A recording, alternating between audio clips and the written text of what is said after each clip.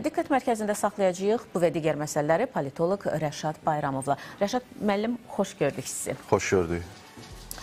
Və ən çox xəbər, bu xəbər tirajlanır hal-hazırda bir çox saytlarda. Son anda aparılan danışıqlarda irəliləyiş əldə olunması, İrana qarşı əlavə zərbələr endirmək imkanı ciddi nəzərdən keçirilir. Axios portalı da məhz bunu vurğulayıb və üstəlik Amerika Birləşmiş Ştatları lideri ilə bu məsələnin artıq müzakirə olunduğunu deyir.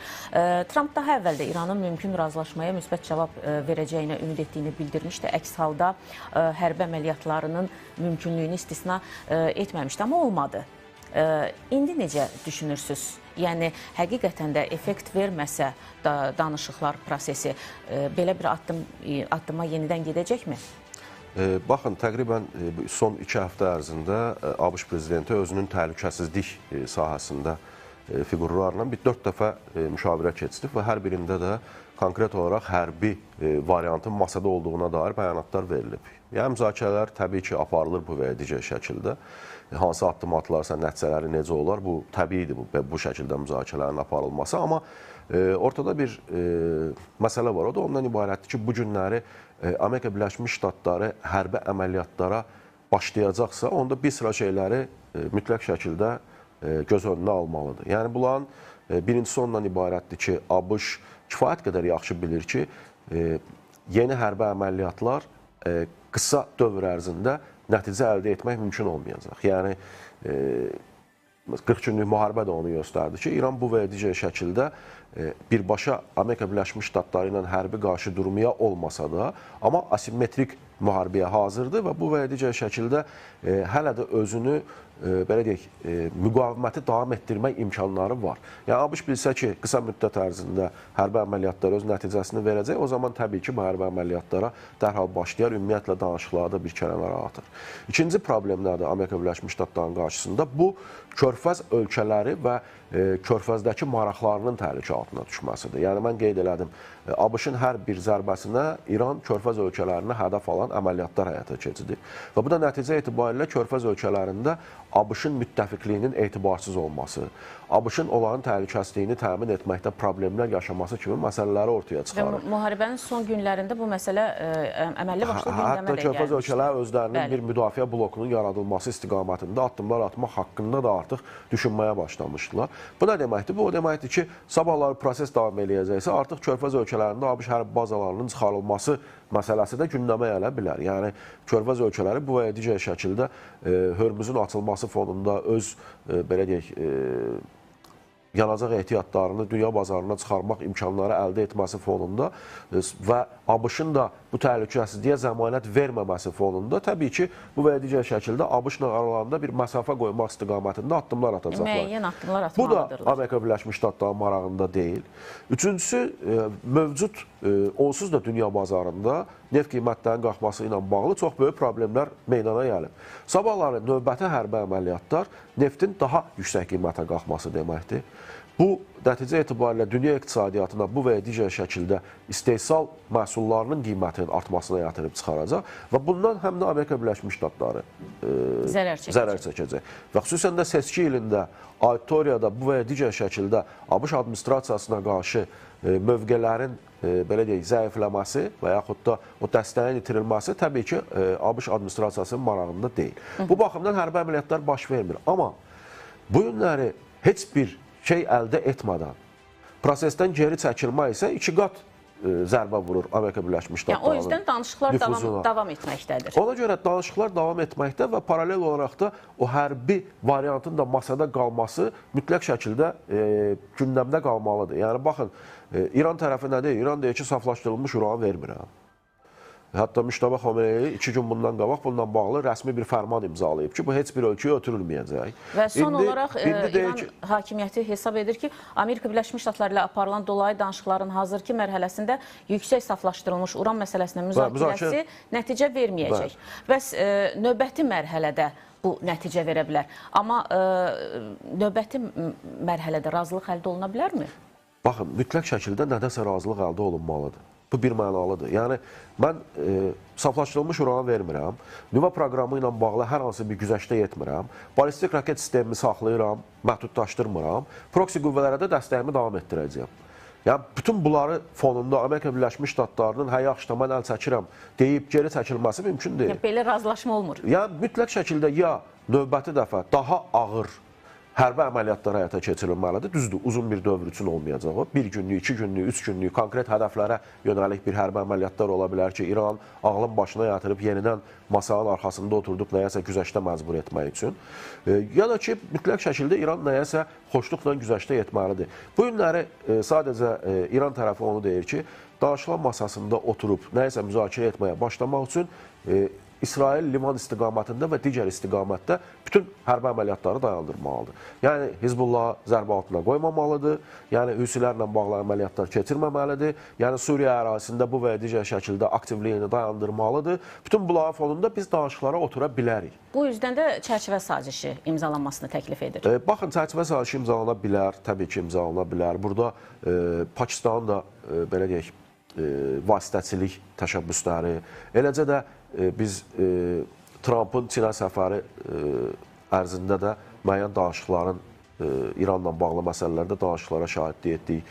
Ondan qabaq biz İran Xarici İşlər Nazirinin Çinə səfəri zamanı da bu və ya digər şəkildə bu mövzunun belə deyək, müzakirə olduğuna şahidlik etdik. Yəni, Çinin də təsirləri ilə İran üzərində təsirləri ilə bu və ya digər şəkildə nəyəsə nail olmaq mümkün ola bilər. Ola bilər. Ola bilər. Bunun üçün nə lazımdır sadəcə? Tərəflərin bir-birinin belə deyək, qəbul edərək bir masa arxasında oturması, saflaşdırılmış uranın mütləq şəkildə çıxarılması fonunda İran Hörmüz blokadasını götürür, ABŞ dəniz blokadasını götürür, müharibə dayandırılır. Ondan sonra uzun müddətli bir danışıq dövrü başlayır, konkret nə ilə bağlı?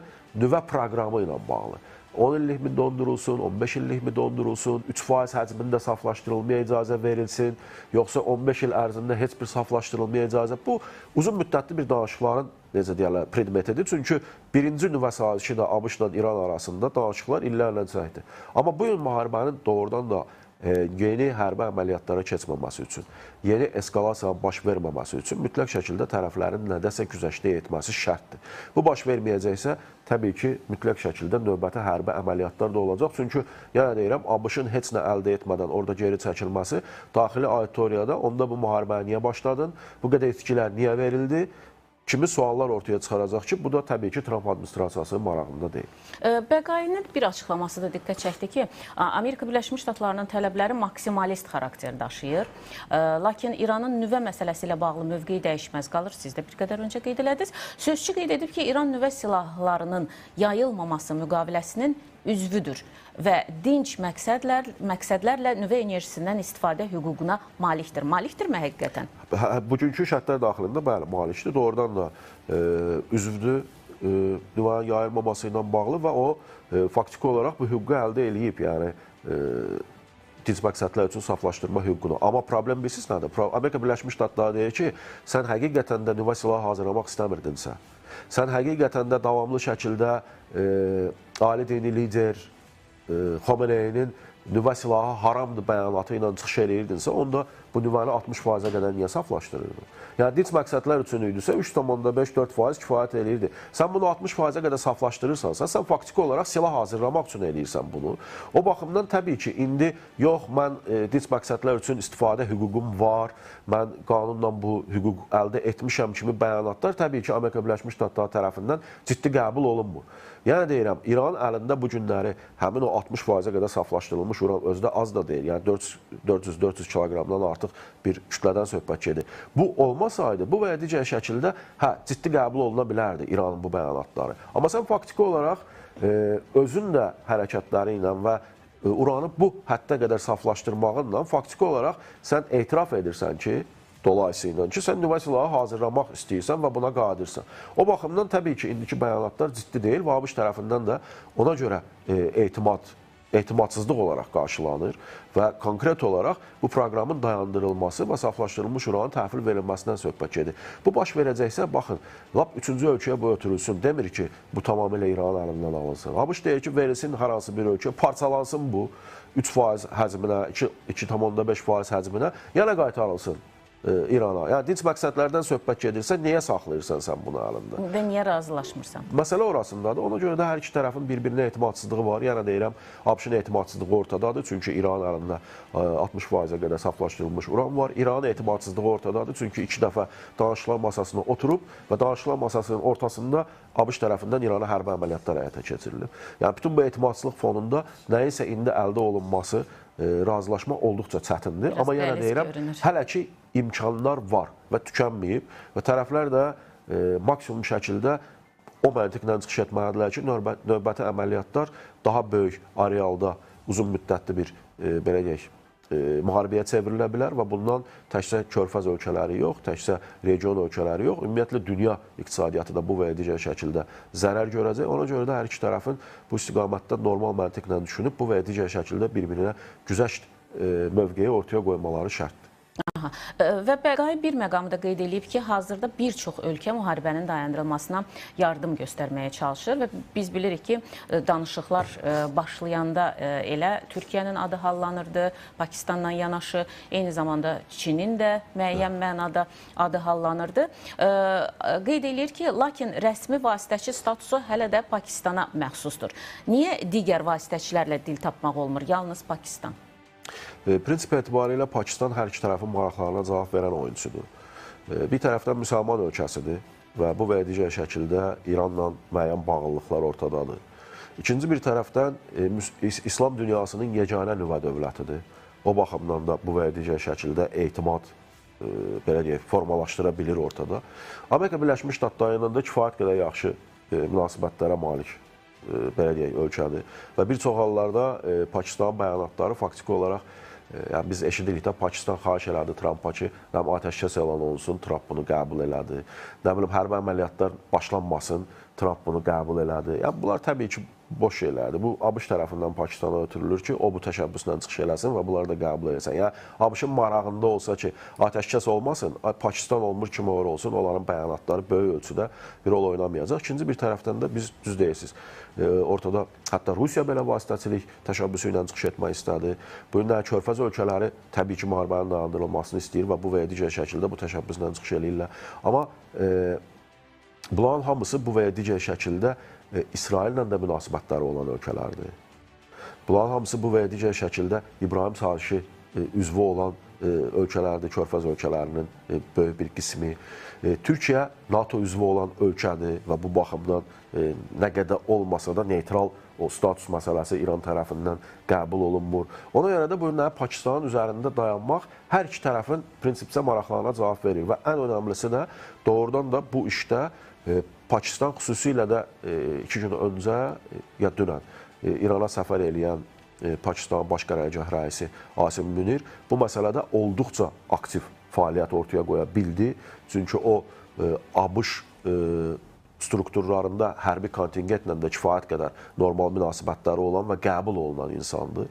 Eləcə də İran daxilində hərbi kontingent arasında nüfuzu olan bir belə deyək şəxsdir və Pakistanın daxilində də hətta mən deyərdim ki, o siyasi postlardan da daha üstün mövqeyə malik olan bir şəxs olaraq proseslərə doğrudan da öz ağırlığını qoydu və nəticə etibarilə bu günləri onun danışıqlar prosesində vasitəçilik missiyası daha çox uğur gətirə bilər indiki mərhələdə. O baxımdan təbii ki, Bəqai da haqlıdır bu məsələdə və Amerika Birləşmiş Ştatları da yeni vasitəçi axtarmamaqda haqlıdır.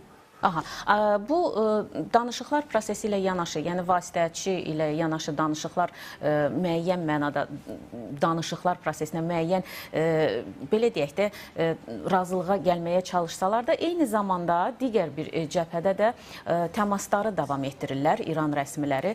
Məsələn, Hakan Fidan İranlı həmkarı Abbas Ərakçı ilə telefonla danışığı olub və bu telefon danışığında sizcə hansı təkliflər səslənə bilər?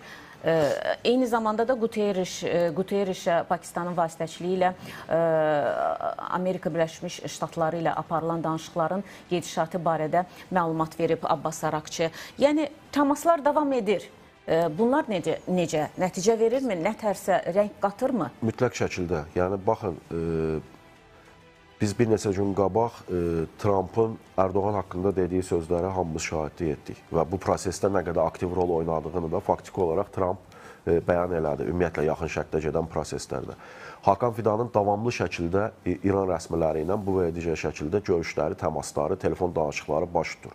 Biz təbii ki, Arakçı ilə son danışıqların bütün detalları açıqlanmadı və nələrin müzakirə olduğunu deyə bilmərik. Amma Hakan Fidanın o görüşdən öncə 2 dəfə, 3 dəfə mövcud vəziyyətlə bağlı verdiyi bəyanatlar onu deməyə əsas verir ki, bu telefon danışığında da İran tərəfinə konkret olaraq bu və ya digər şəkildə müharibənin dayandırılması və yeni hərbi eskalasiyaların olmaması üçün müəyyən addımların atılması təlqin edilib. Yəni bu günləri Türkiyə tərəfi açıq şəkildə deyir ki, İran tərəfindən Hörmüzün blokadaya alınması heç bir halda məqbul hesab edilə bilməz.